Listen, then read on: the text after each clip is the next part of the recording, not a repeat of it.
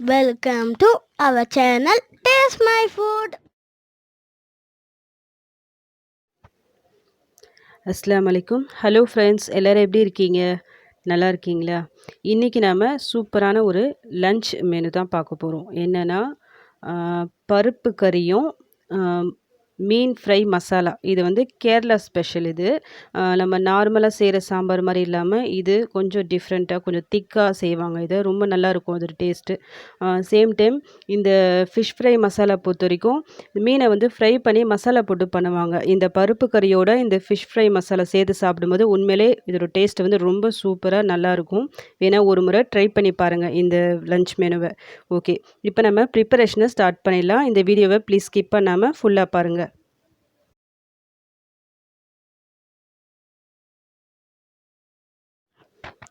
First நம்ம பருப்பு கறி எப்படி ப்ரிப்பேர் பண்ணுறதுன்னு பார்க்கலாம். அதுக்காக நான் ஒரு கப் அளவுக்கு துவரம் பருப்பு, கிராம் வைஸில் பார்த்தா இது 150 கிராம் இருக்கும். நான் ஆல்ரெடி ஒரு அரை மணி நேரத்துக்கு முன்னாடியே நல்லா வாஷ் பண்ணி ஊற வச்சுருந்தேன். இப்போ இதில் நான் ஒரு பெரிய வெங்காயம், ஒரு வெங்காயம் போடுறேன், 2 மீடியம் சைஸ் தக்காளி, ஒரு 2 பச்சை மிளகாய், 4 பல்லு பூண்டு, கூடவே ஒரு அரை ஸ்பூன் அளவுக்கு மஞ்சத்தூள், ஒரு ஸ்பூன் அளவுக்கு தனி மிளகாய் தூள்.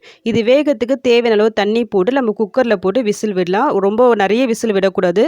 ஜஸ்ட் ஒரு விசில் வந்தால் போதும் இந்த பருப்பு கறிக்கு. ஸோ ஒரு விசில் வரட்டும், அப்புறம் ஓப்பன் பண்ணி பார்க்கலாம்.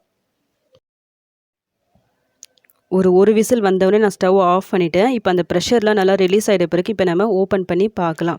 பாருங்கள், நம்ம ஒரு விசில் விட்டுருக்கோம்ல, இந்த பருப்பெல்லாம் நல்லா தெரியும் உங்களுக்கு. நிறைய விசில் விட்டால் ரொம்ப மசிஞ்ச மாதிரி ஆகிடும். இந்த மாதிரி தான் இதுக்கு இருக்கணும். இந்த பருப்பு கறியை பொறுத்திருக்கும் அந்த பருப்பு வந்து நம்மளுக்கு தெரியணும். சேம் டைம் இது உடச்சி பார்த்தா நல்லா மசிஞ்சு இருக்கணும். அப்போ வந்து ஒரு விசில் வந்தால் கரெக்டாக இருக்கும். நம்ம நார்மலாக சாம்பார் பண்ணும்போது பருப்பை வந்து மத்தால கடைஞ்சி எடுப்போம்ல, இதுக்கு அந்த மாதிரிலாம் தேவையில்லை. ஜஸ்ட்டு அப்படியே தாளித்து எடுத்தால் போதும். தாளிக்கிறதுக்காக நான் ஆல்ரெடி ஒரு பேனில் எண்ணெய் போட்டிருக்கேன். எண்ணெய் வந்து நல்லா சூடாக இருக்குது. அதில் ஒரு ஸ்பூன் அளவுக்கு கடுகு உளுத்தம்பருப்பு, ஒரு ஸ்பூன் அளவுக்கு ஜீரகம் சேர்த்துக்கேன். ஒரு 3 காஞ்ச மிளகாய் இந்த மாதிரி 2 உடச்சி நான் போட்டிருக்கேன். கொஞ்சமாக கருவேப்பிலை போட்டுக்கலாம். இது எல்லாம் நல்லா வெடித்து வந்த உடனே இப்போ நம்ம வேக வச்சோம்ல இந்த பருப்பு, அது இதில் போட்டுக்கலாம். போட்டுட்டு நம்ம இதுக்கு தேவையான அளவு தண்ணி போட்டுக்கணும். தண்ணியை பொறுத்தவரைக்கும் நீங்கள் வெறும் நார்மல் வாட்டர் யூஸ் பண்ணாதீங்க. நல்லா இந்த மாதிரி சுடு தண்ணியாக போட்டால் நல்லாயிருக்கும் உங்களுக்கு.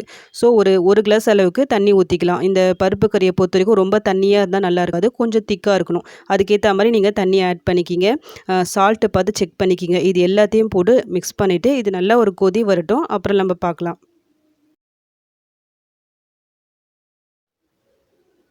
ஒரு கொதி வந்த உடனே லோ ஃப்ளேமில் வச்சு ஒரு 5 நிமிஷம் குக் பண்ணுங்கள். அதுக்கப்புறமா ஸ்டவ் ஆஃப் பண்ணிவிடுங்க. அவ்வளோதான், பருப்பு கறி ரெடி ஆகிடுச்சு. உங்களுக்கு புளிப்பு வந்து இன்னும் எக்ஸ்ட்ரா தேவைப்பட்டால் கொஞ்சமாக புளி தண்ணி சேர்க்கலாம். பட் இதுக்கு புளி தண்ணி சேர்த்தா அந்தளவுக்கு நல்லா இருக்காது. அதனால தான் 2 தக்காளி நான் சேர்த்துட்டேன். அந்த புளிப்பே இதுக்கு கரெக்டாக இருக்கும். வெஜிடபிள்ஸ் எதுவுமே இதில் சேர்க்க தேவையில்லை. ரொம்ப குயிக்காக நம்ம ரெடி பண்ணிடலாம். ஆல்ரெடி நம்ம சேனலில் தால் தடுக்கா சொல்லிட்டு நான் ஒரு ரெசிபி போட்டிருக்கேன். அந்த வீடியோ பார்க்காதவங்க ப்ளீஸ் போய் செக் பண்ணி பார்த்துக்குங்க. நம்ம தமிழ்நாட்டை பொறுத்த வரைக்கும் பருப்பை வச்சு சாம்பார் எப்படி பண்ணுவாங்களோ அதே மாதிரி கேரளாவில் இந்த பருப்பை வச்சு அதிகமாக இந்த பருப்பு கறி தான் ப்ரிப்பேர் பண்ணுவாங்க.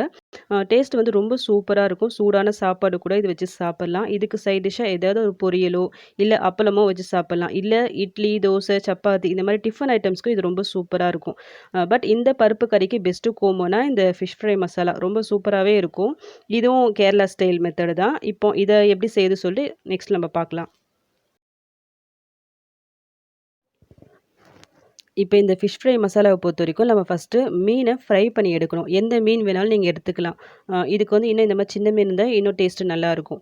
நார்மலாக நீங்கள் எப்படி மீனுக்கு மசாலா போடுவீங்க அந்த மாதிரி மசாலா போட்டு எடுத்து வச்சுக்கிங்க. நான் இதில் வேறு எதுவுமே போடல. வெறும் கொஞ்சம் மஞ்சள்தூள், உப்பு, மிளகாய்த்தூள் போட்டு கொஞ்சம் ஒரு 10 நிமிஷம் ஊற வச்சுருக்கேன். இப்போ நம்ம இதை ஃப்ரை பண்ணி எடுத்துடலாம். நார்மலாக நீங்கள் எப்படி மீன் ஃப்ரை பண்ணுவீங்களோ அதேமாதிரி ஃபஸ்ட்டு இந்த மீனெல்லாம் ஃப்ரை பண்ணி எடுத்துருங்க. அப்புறம் நம்ம மசாலா ரெடி பண்ணலாம். இது வரைக்கும் நம்ம சேனலை சப்ஸ்கிரைப் பண்ணாதவங்க ப்ளீஸ் சப்ஸ்கிரைப் பண்ணிக்கிங்க. அப்படி நீங்கள் சப்ஸ்கிரைப் பண்ணும்போது பக்கத்தில் பெல் ஐக்கான் இருக்கும். அதை கிளிக் பண்ணி ஆல் சொல்லிட்டு ஒரு ஆப்ஷன் வரும். அதையும் செலக்ட் பண்ணி வச்சுக்கிங்க. அந்த மாதிரி நீங்கள் செலக்ட் பண்ணி வைக்கும்போது தான் அடுத்தடுத்து போடக்கூடிய வீடியோஸ் வந்து உங்களுக்கு நோட்டிஃபிகேஷனாக வரும். ஆல்ரெடி நம்ம சேனலில் ஒரு வீடியோ போட்டிருக்கேன். அதாவது மீன் ஃப்ரை பண்ணுற வீடியோ தான் அது. நம்ம நார்மலாக மீன் ஃப்ரை பண்ணும்போது மிளகாய்த்தூள் அதெல்லாம் போடுவோம்ல, அந்த மாதிரி இல்லாமல் கொஞ்சம் டிஃப்ரெண்ட்டாக மசாலாவை அரைச்சி நான் போட்டு செஞ்சுருப்பேன் அந்த வீடியோவில். ரொம்ப சூப்பராக நல்லாயிருக்கும். அந்த வீடியோ பார்க்காதவங்க ப்ளீஸ் போய் செக் பண்ணி பார்த்துக்குங்க. அவ்வளோதான், இப்போ நான் எல்லா மீனையும் ஃப்ரை பண்ணி எடுத்துட்டேன். இப்போ நம்ம மசாலாவை ரெடி பண்ணிடலாம். இதுக்காக ஸ்டவ்வில் நான் பேன் வச்சுருக்கேன். இப்போ நம்ம எண்ணெய் சேர்த்துக்கலாம். எண்ணெயை பொறுத்த வரைக்கும் நம்ம மீன் ஃப்ரை பண்ணோம்ல அந்த எண்ணெய் சேர்த்துக்குங்க. டேஸ்ட் வந்து ரொம்ப சூப்பராக நல்லாயிருக்கும். எண்ணெய் வந்து இப்போ சூடாக இருக்குது. இதில் நான் ஒரு 1/4 ஸ்பூன் அளவுக்கு வெந்தயம் சேர்க்குறேன். கூடவே வெங்காயம் எந்த அளவுக்கு சேர்க்கணும்னா ஒரு 2 மீடியம் சைஸ் வெங்காயம் நான் கட் பண்ணி வச்சுருக்கேன். அதை போட்டுட்டு நல்லா இந்த வெங்காயத்தோட கலர் வந்து நல்லா சேஞ்ச் ஆகணும். நல்லா வதங்கணும். அது வரைக்கும் நம்ம நல்லா வதக்கி எடுத்துடலாம்.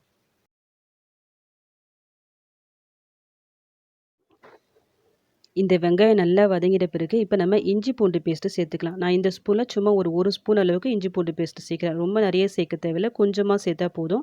அது போட்டு ஒரு 2 நிமிஷம் வதக்கிட்டு இப்போ நம்ம மசாலாவை ஆட் பண்ணிக்கலாம். ஒரு 1/4 ஸ்பூன் அளவுக்கு நான் மஞ்சள்தூள் போட்டிருக்கேன். ஒரு 3/4 ஸ்பூன் அளவுக்கு தனி மிளகாய் தூள், ஒரு 1/2 ஸ்பூன் அளவுக்கு மிளகுத்தூள். இது எல்லாத்தையும் போட்டு ஜஸ்ட் ஒரு 2 நிமிஷம் நல்லா வதக்கிக்கிங்க.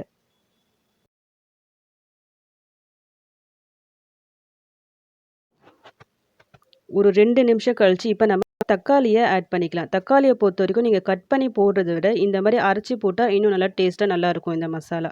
நான் ஒரு 2 தக்காளி நல்லா அரைச்சு எடுத்து வச்சிருக்கேன். இது இதில போட்டுக்கலாம். கூடவே கொஞ்சமா சால்ட் போட்டுக்கிட்டு, நல்லா இந்த தக்காளியோட பச்சை வாசனை உங்களுக்கு போணும். அது வரைக்கும் நம்ம வதக்கி எடுத்துடலாம்.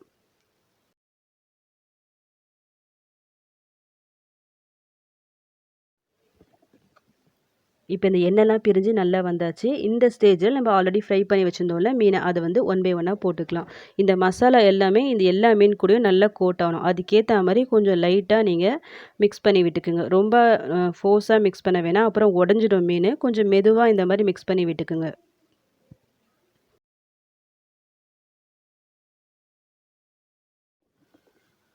ஒரு 5 நிமிஷம் கழிச்சு எல்லா மீனையும் இந்த சைடு திருப்பி விட்டுக்குங்க. அப்பதான் அந்த இன்னொரு சைடும் அந்த மசாலா நல்லா கோட் ஆகி வரும்.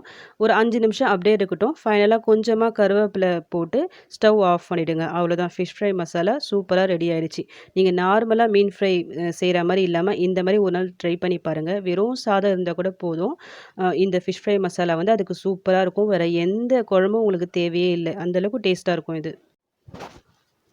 அவ்வளவுதான். இப்ப நம்மளுக்கு ஃபிஷ் ஃப்ரை மசாலா சூப்பரா ரெடி ஆயிடுச்சு. இப்ப நம்ம இத சூடான சாப்பாடு கூட சர்வ் பண்ண வேண்டியது தான்.